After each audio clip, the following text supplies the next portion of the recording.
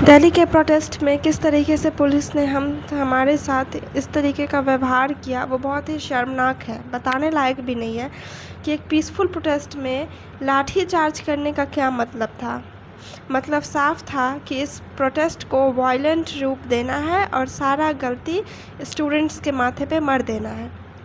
सबसे बड़ी बात यह है कि जब इस बारे में सुप्रीम कोर्ट में जब अपील किया गया कि यूथ के साथ इतना ज़्यादा बदसलूकी हुआ है, उनके साथ लाठीचार्ज किया गया है, उनके साथ अन्याय हुआ है, तो हमारे जो सुप्रीम कोर्ट के चीफ जस्टिस ऑफ इंडिया हैं, उन्होंने कहा कि उनके पास ये सब फालतू के काम सुनने के लिए टाइम नहीं है।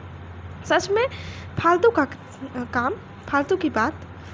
आपने हज़ारों लोगों पे डंडे चलाए, उन्हें जहाँ तहाँ मारा आपने। छोटे छोटे बच्चों के, बूढ़ों के, जो बच्चे वहाँ प्रोटेस्ट करने आए थे उन सभी के सर फोड़ दिए।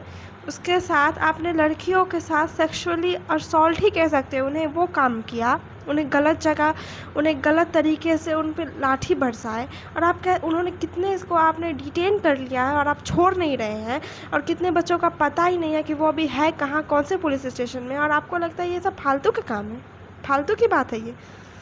किस तरीके से हमारा चीफ जस्टिस भी अब उस सरकार के साथ मिल गया है। हमारे जो पार्लियामेंट के स्पीकर थे, हमें सिखाया जाता है, पढ़ाया जाता है कि एक पार्लियामेंट में सबसे बड़ा पावरफुल पर्सन जो होता है वो स्पीकर होता है। पर यहाँ तो स्पीकर ही करप्ट है। जो विपक्ष जो है वो बोलना चाहते हैं कि उन्होंने सरकार ने हमारे लिए क्या किया, उन्हें बोलने ही नहीं दिया जा रहा है। 4 दिन से राहुल गांधी लगातार इस प्रोटेस्ट के बारे में बोलना चाहते हैं, पर उन्हें चुप करा दिया जाता है स्पीकर के द्वारा। स्पीकर अब जो है वो तो दुमुहा हो ही चुके हैं। अब उन्होंने चीफ जस्टिस ऑफ इंडिया को भी अपने तरफ कर लिया है। कितनी शर्म की बात है ये।